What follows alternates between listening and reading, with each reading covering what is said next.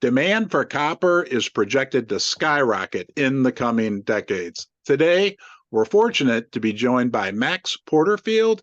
He's the CEO of Callinex Mines. They are in the process of discovering and developing high-grade copper deposits in Canada. Max, welcome to Ron's Basement. Hi, Ron. I'm really excited to be here. Thanks for having me. Yeah, so your company is a very interesting story. I know that, kind of the district that you're exploring in has quite a history with copper, but what you're finding that's new is quite impressive as well. Yeah, we're exploring an area that's got over 100-year production history, 32 mines. So that's really what makes up these, districts, as you mentioned, of very high-grade polymetallic deposits that are rich in base metals, copper and zinc, and also carry gold and silver as byproducts, which is why you've seen such a long, steady production profile out of the Flin Flon district we're exploring in, is because of that metals content and spread, and we're finding more of the same, which is great because they're very rich in metals, these deposit styles, which is why we've selected them in terms of our company's focus to explore and develop. So you're exploring and developing in a town called Flin Flon. It does have, like you said, 100-year history. It's in Canada. We're going to dive into the success you've had with exploration. But in terms of finding copper, and you're finding some gold and silver as well, I understand. But in terms of finding it in that location, what are the advantages that you would say to being in a established mining district in Canada? Well, rule of law is very, very important because you don't want to go out and take all the risks to find something and then have uncertainty of whether you own it or not, and being able to actually produce it and extract it out of the ground, because ultimately that's when you get the real value creation, is through the discovery, and then you realize that value through producing it for however long the mine life is. So in terms of focusing on proximity infrastructure is a key focal point of our company, and that really is to reduce your exploration risk in many ways. You're in a known jurisdiction, so you're a proven area. Geology has proven that it's hosted numerous mines. I mentioned in our area 32 mines. And aside from that, you're going to have much lower upfront capital costs. So one of the biggest costs to taking a mine or developing a mine is your upfront infrastructure costs and getting people out there, power out there, road access, water out there. It can have big, big capex. A lot of these deposits that are remote when they're discovered, then it's just the beginning. Outside of discovering and drilling it out is then how you're going to build it and how you're going to raise the capital to build it, because capex can be over $1 billion in many of these instances. And so you can reduce that by being close to where all the people are, the skilled workforce, where power already is sitting because the mines have already been producing there. And in our instance, there's a lot of water with the lakes. So again, it reduces your upfront capital costs. And on the exploration side of things, we're also able to explore at much lower exploration costs because you're not bringing the people out there through helicopter-assisted drilling, bringing fuel out to very remote locations. In our instance, we actually own 2 homes in the community, and people commute from the community out to our mine site or where the discoveries sit to work, and it works quite well. So your location has access to electricity. Hydroelectric power line, I think, runs nearby. I saw there's water. There's a town of Flin Flon with 5,000 residents. And they are, is it safe to say that they are accustomed to mining? It's been They're going on. miners. Oh, yeah. They're miners. Yeah. They're Yeah, they're miners. miners. Call them anything else would be mislabeling their key skill set. I mean, they're mining. This is a multi-generational mining community. The mining community actually dates back to the original discovery of the Flin Flon deposit, which is the deposit the town's named after. That was why the town actually was built. So this town didn't exist until there were mines there, and it's been mining community ever since and never looked back. So that is the key economic driver. If you look at the situation, actually, that further benefits what we're doing in terms of support from the community. And I actually, just before this call, I was presenting to the city council of Flin Flon. So they were getting another update and were continue to be supportive of us. But again, they had a mine, a big flagship mine that shut down in July 2022 called the 777 mine. That was a mine that operated for over 18 years and was the key, really, employer for the community. Again, you mentioned it's 5,000 people. Over 700 of them worked at 777. And so when that mine shut down, not only do you have a huge job loss in the mine itself with those jobs that are dwindling down to 50 jobs as that infrastructure goes on long-term care and maintenance for the time being. That's a big impact to also the other service providers that were there to supply that mine in operation. With that being said, the skilled workforce still works in, I mean, lives in Flin Flon, because a lot of them are relocating to another mine about 100 miles away. So they'll do a 2 weeks on, 2 weeks off. I can tell you, it's not the most comfortable work environment because you're away from Sure. your family half the month. So there's a lot of eagerness to see us be successful, and I think um, in terms of attracting human capital, I think it'll be quite easy at that time because Yeah. we'll be offering a similar job, but one where they can drive 20, 30 minutes from home as opposed to leave for 2 weeks at a time. It sounds like to me that the location and being so close to Flint, like it's a mutually beneficial relationship. It's good for the company. It's good for your company because of all the factors that you just listed for us. But the people of the town are vested and interested in your success as well. Yeah, no, I mean, we were drilling not this last Christmas, but the Christmas before last. And I was actually there with the drillers, and we had the people of the community bring them Christmas cookies. So there is a lot of support from the community, which Yeah. is great. I mean, our success is really their success, and that was the really when I took over the company in terms of management shift in 2014. The company had a long history of exploring this area, but the real opportunity, if you looked at it just strictly from a business standpoint, is aligning yourself with interests of the common good and creating something that will facilitate their long-term viability. You'll be rewarded Yeah. by doing so, and that's really what Rainbow and the different discoveries that we have at our project represent is a culmination of a lot of those years' work. It took 6 years to hit our first discovery hole. Since that, we've gotten a bit better at how to find these deposits on a property where they sit. And we've had a couple other discoveries that are quite promising. So we're quite excited about the potential to meet that ultimate goal for the community of Flin Flon.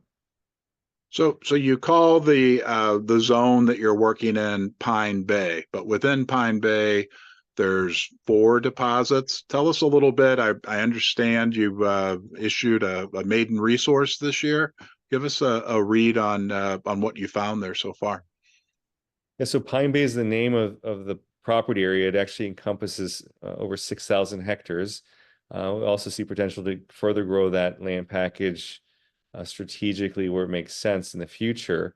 But it's a very, very large land package. It does benefit, as you mentioned, from a hydroelectric power line on site. It actually sits within 200 meters of our largest deposit that we've discovered to date called Rainbow, road access, water, and it's actually on a mineral lease, so it's advanced permitting. So the area encompasses an area that's been very favorable based upon geology, and exploration has actually gone back to 1911 there, all exploring for the big one, so to speak. And now we've started to hit in modern day with the most substantial discoveries in the history of the property, going over a century of exploration. We've got a Rainbow deposits, the most advanced one, the first discovery that we made in 2020.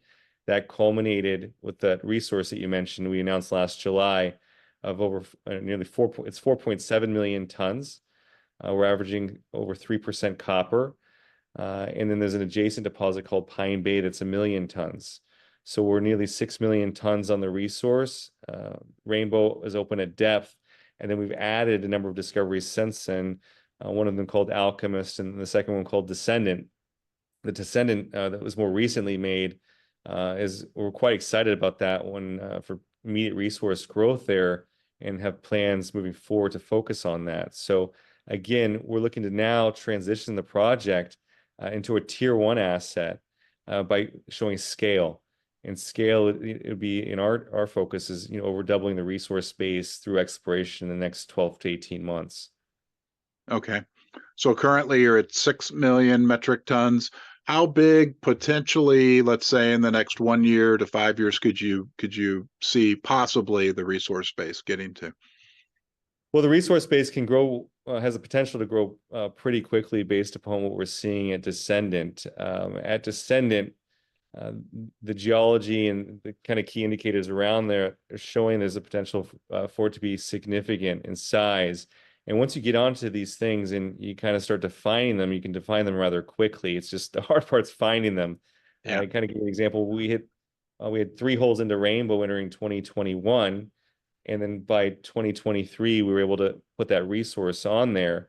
And you can build volume much more quickly the larger the system is, and we believe we're in a much larger system, based upon some signatures there with this new discovery. So we'd like to see ourselves north of 15 million tons on the property, or have a direct line of sight on that in the next 18 months or so, based upon successful exploration results. And again, forward-looking statement, we have to have success with the drill bit to back that up, but that's the goal of ourselves moving forward, is to really grow that from nearly 6 million tons to over 15, 16 million tons. And that's when you're going to get a big operation for a long life of mine. Okay. So, To kind of give and you an please, idea that there's been 32 mines in this camp's history, yeah, and there's been only 3 of them that have ever been over 20 million tons. okay. Okay. So, and again, it's safe to say that Flin Flon is a mining town, no doubt about it, right? Yeah, no, certainly, certainly. So, and please correct me if I'm wrong on this, but as you're talking about this exciting drill results you got from Descendant in 2023, is it safe to say that I heard you say the hard part is finding it? Is it safe to say that you've kind of accomplished that at this point, or that the indications are anyway that possibly you've kind of gotten over that hurdle and now you're in the process of defining it?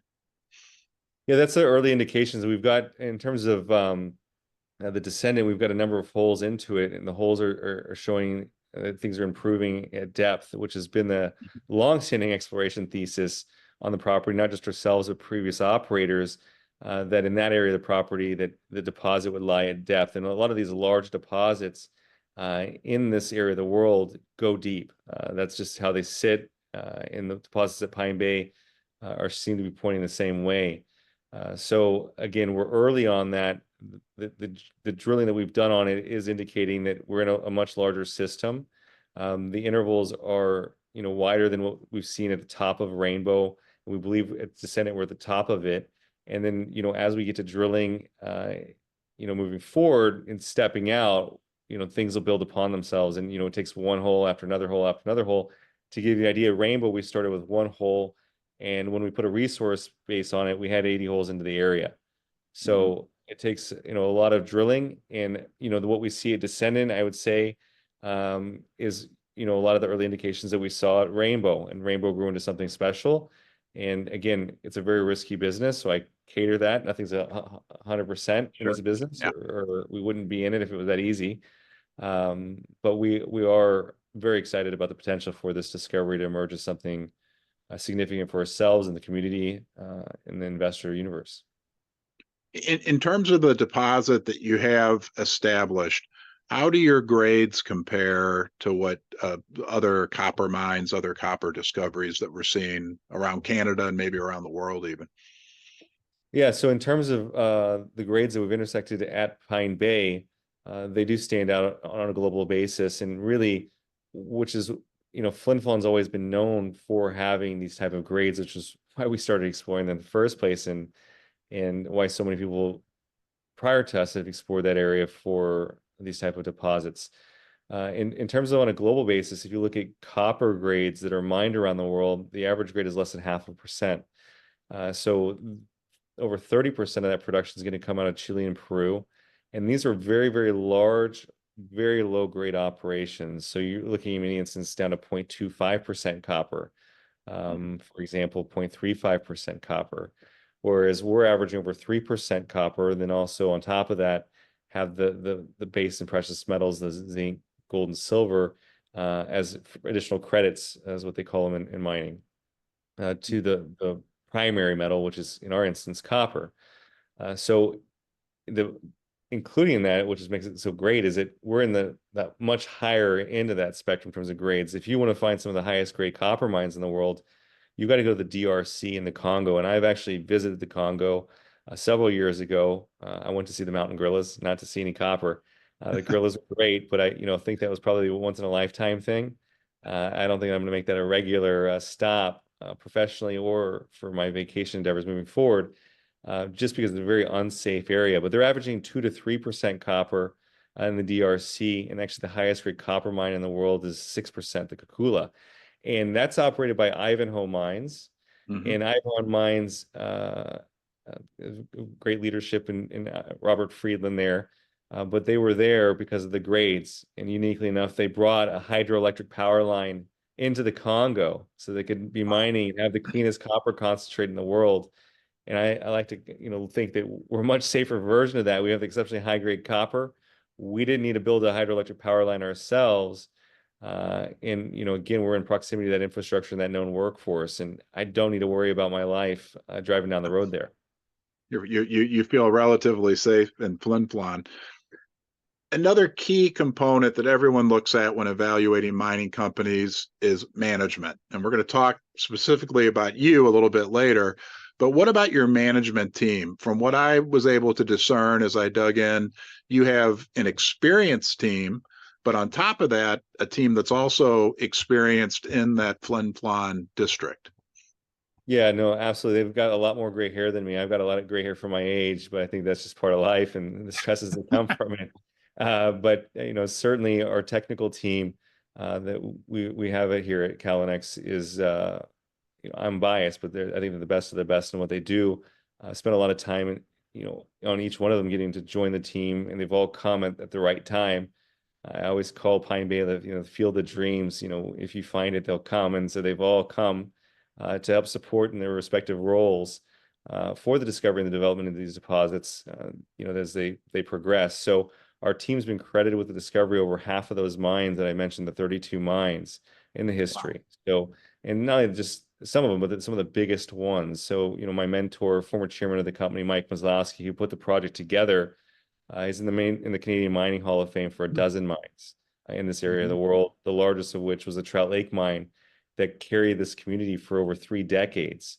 Our team's also been credited with the discovery of the 777 mine that I mentioned that operated for 18 years and just recently shut down, as well as the currently operating Lawler mine that's in a different area, the belt, about 100 miles away where everyone's working now. Right. And then on the engineering side, went out and joined us about a year ago. His name's Peter R. Jones, and Peter is probably the best engineer you can find to engineer a mine in Flin Flon, because he's the founding CEO of Hudbay, who's the mid-tier producer has infrastructure in Flin Flon, and helped build and finance 777 and Lawler. And those are 2 of the 3 largest mines in the camp's history. So again, we've got a team that's found them, a team that's built them and financed them, and we're looking to do it again collectively here with Callinex and our discoveries at Pine Bay. Interesting. When I look at the share structure of the company, almost 25% inside ownership, is that accurate? That's correct, yes. Which is very high. 45% is owned by institutions, which is also very high. Tell me a little bit about the inside ownership and your personal interest in the company to the extent that you want to share. Yeah, no, certainly. I mean, I put my money where my mouth is, and I got a pretty big mouth. I've always had a pretty big mouth. You can ask my family about that one, and certainly my friends. So, I own just under 4% of the company outright, and that has been built to positions built since I joined the company. So there was no founder shares. I came in after the company was founded, and just built that over time. And then I've had strong support from my family as well. So collectively, I think the Porterfield family is roughly around 10% of the float. So again, long-term shareholders, long-term believers on these discoveries, and going to see this company through, and has shown that historically, and don't look to be moving anytime soon. We're finally having a lot of fun doing it. And then on the institutional side, had strong institutional support. It's very critical for a company like ourselves, because Again, we don't generate revenue, and we're really, in many ways, like a biotech company where it's a lot of research and development, but our research Mhm. is done with the drill bit or some geophysical tools, and those are analyzed at a lab, but they're in an assay lab, not on human trials or anything like that. Right. With that being said, we've got some of the most known and well-respected resource investors that are on the shareholder registry, with the likes of 1832, McKinsey, Resource Capital Funds, which are big funds that have been around this industry in a very long time, and are stable shareholders. And aside all that, the structure is very, very tight. So I should say all that with just 17.1 million shares outstanding. And again, no debt on the balance sheet. I don't believe an exploration company should ever take on debt. That's more for when you build the mine. Right. But again, very tightly held, very small float, and that is going to help out tremendously. So historically, when we put out drill results, they've been positive, of course. The shares have responded quite positively as well. Mm-hmm. So 2023 uh, sounds like it was a successful year for the company. As you look out throughout the rest of 2024, what are you most excited about? Well, I'm most excited about the potential to significantly grow the resource base and grow Pine Bay into just not a great high-grade discovery, but really stand out as a tier one asset on a global basis. And that's just going to be, showing size. And we've got really, I believe, a strong potential for a path to size with the emerging discoveries that we have. Again, our Rainbow deposit that we've announced a resource on is open at depth. We've got, in addition to that, two emerging discoveries at Alchemist and Descendant, which we spent some time talking about today. And we've got a pipeline of further exploration targets to feed into that longer term. And we've, with it, the potential to grow a significant resource through those discoveries with additional drilling and geophysical work, which we're doing right now over the next 12 to 18 months. Interesting. So as I'm jotting down some notes here, as we've talked, I hear great location.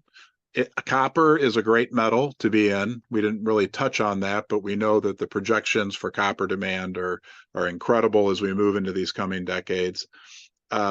Your deposit is high grade, but there's also a real tangible opportunity, not only that it's high grade, but that the size, I mean, it's already a respectable size at 6 million metric tons, but that it could grow much larger. What am I missing? Is there anything I forgot to ask you or that Well, I I'm mean, missing here? one thing I should also mention that it kind of gets, it's Steve Jobs is always great, but it always gets better. The reality is beyond just our asset base in Flin Flon, we also host two very sizable base metal rich and precious metals rich deposits in the Maritimes in Canada. So as we've kind Okay. of shown you the playbook in terms of proximity infrastructure in Flin Flon, and Flin Flon being one of the most famed VMS camps in the world, and the discoveries that are there that we're actively pursuing. We're also backstopped by some sizable resources in the Bathurst district of New Brunswick. That's a Okay. zinc lead deposit, again, in proximity to infrastructure, deep water port, rail line, power station, in a safe jurisdiction where we're very welcome, very high unemployment rate there. Mining history as well. One of the largest underground zinc mines in the world was recently shut down in Bathurst not too long ago. And then in Newfoundland, where there's been a lot of success on the gold front, we've got a 20 million ton gold, copper, zinc deposit that's near surface. It's pit constrained, also within a mineral lease, just like Pine Bay has a mineral lease, Point Leamington in Newfoundland does. And those are both those projects have known 43101 resource estimates on them. Nash Creek in New Brunswick's over 19 million tons. Mm-hmm. And in Newfoundland at Point Leamington, it's 20 million tons. And those are there, and that gives you real exposure in a rising metal price environment. I like to think that they're kind of option calls, and an asset can go out of the money to in the money very quickly. And these deposits become more and more economic, obviously, in a rising price environment, assuming costs stay in line to some degree. You don't have cost eroding any kind of Mm-hmm. margin you're making as prices rise. Yeah. And that's just beyond our discoveries at Pine Bay, which is our flagship. Right. So wait, there was more, and I Yeah, appreciate you. I yeah, no, there appreciate you. certainly is more. Um, if people want to learn more about the company, Callinex.ca, is that correct? For the That's it. website? It's Yep, yep, CALLINEX.ca. We trade in the US on the OTCQX under the ticker CLLXF. yep. And then in Canada, if you happen to have access to the Canadian markets, we trade on the Toronto Venture Exchange under the ticker CNX. Okay. Well, we're not done yet, Max. I have one more question for you because people always want to get to know the CEOs or learn a little bit more about them. So I was going to ask you what your best friend, if I was out having a cup of coffee with your best friend, what they would tell me about you. But I think you said you're with your dad right now. So if I was talking to your dad or he was out with his buddies and he was going to brag about his son, Max, what are one or two things he might say about you? I certainly very, very passionate person about making mineral discoveries, eccentric in a lot of ways and likes to try new things. And so I think that he says since a very young age, I've always had an affinity for rocks. I've had an affinity for exploration. I was very into exploring space as a child. And I've always, even since I was a little kid, carried around a treasure chest. Not that I carry around a treasure chest now, Yeah. but when I was 6, 7 years old, even when we go to family trips, I'd carry around this little treasure chest. So I've always been looking for treasure, continue to look for treasure in my adult life. And it's very, very rare. Well, I'd like to think it's rare. Hopefully it's not so rare where you get to live out your kind of your passions in your day-to-day job.